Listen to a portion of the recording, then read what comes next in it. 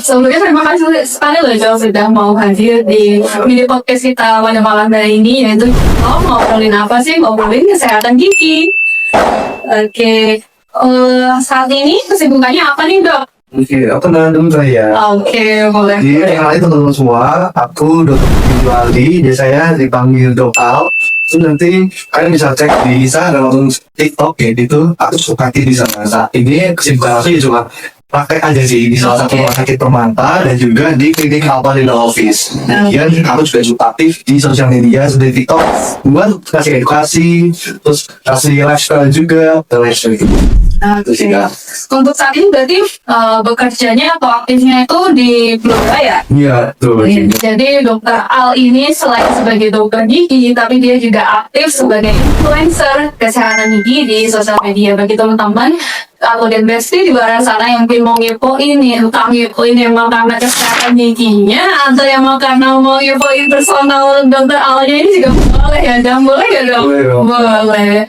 Oke, lanjut ya Jo. Nah, ngomong-ngomong soal konten ataupun sosial media nih Dok, jujur banyak banget ini berseliweran video di sosial media yang aku terutama itu tentang video fenomena ataupun perilaku masyarakat di mana ketika mereka sakit gigi itu sudah tidak lagi pegang gigi, tapi mereka menggunakan satu butir telur rebus ya, lalu mereka uling di atau mereka gosok ya di bagian pipinya atau bagian yang area yang sakit gigi, lalu sakit giginya hilang. Emang bisa ya Bang? Gimana sih sebenarnya penjelasan ilmiahnya itu dari sisi kedokteran gigi? Ya ada kayak gitu juga ya, maksudnya kayak masih ada gitu ya orang dengan dia percaya gitu kalau misalkan telur rebus bisa menghilangkan sakit. Kalau misalkan dilihat dari videonya sih tadi kondisi ibunya yang kesakitan banget dan pipinya tuh ada kemerahan gitu ya, itu tanda-tanda memang kalau misalkan pasiennya ini kayak kesakitan banget kayak gitu. Tapi kalau misalkan dari sisi kedokteran, sakitnya kalau misalkan sakit gigi itu ada beberapa hal yang bisa terjadi. Misalnya emang sakit giginya menjadi gigi yang lubang, awal yang gitu lubang, yang lain yang gitu, atau inflamasinya ataupun rasa sakitnya itu akut barusan istilahnya, itu bisa sakit. Mungkin kalau misalkan yang kelihatan di video itu sudah sampai merah bahkan bengkak kayak gitu, itu juga salah satu tanda kalau misalkan gigi itu bisa berubah besar kemudian atau bengkak, jadinya rasa sakit pun itu muncul kayak gitu. Itu kalau misalkan dari sisi kedokteran, rasa sakitnya ya bisa dari teori hidrodinamis.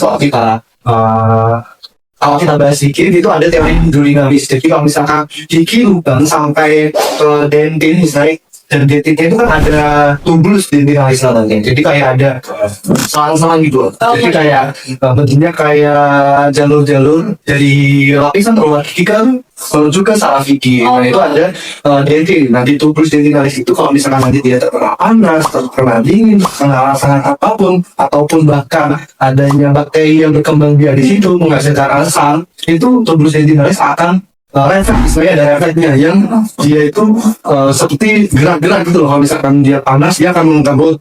Jadi kalau misalkan dia kebalik, tadi kalau misalkan dingin dia tubulus dentinalis itu nanti akan menggabut. Tapi kalau misalkan panas dia akan melebar. Nah itu hal itu dapat menyebabkan pulpa itu makin terekspos itu. Jadi sarafnya kan kita sebenarnya sarafnya itu di pulpa. Kalau misalkan itu terekspos lebih besar, terus ada gerakan dari tubulus dentinalis itu bisa terjadi nyeri kayak gitu ataupun nyium. Tapi kalau misalkan di video dan sampai bengkak, itu kan merupakan salah satu ciri dari inflamasi, yaitu dolom. Itu kan bengkak, tumor, bubur, kalau karena dolor ya. Dan dolor itu salah satu reaksi dari inflamasi. Jadi nyerinya dari situ, bukan dari dolor itu.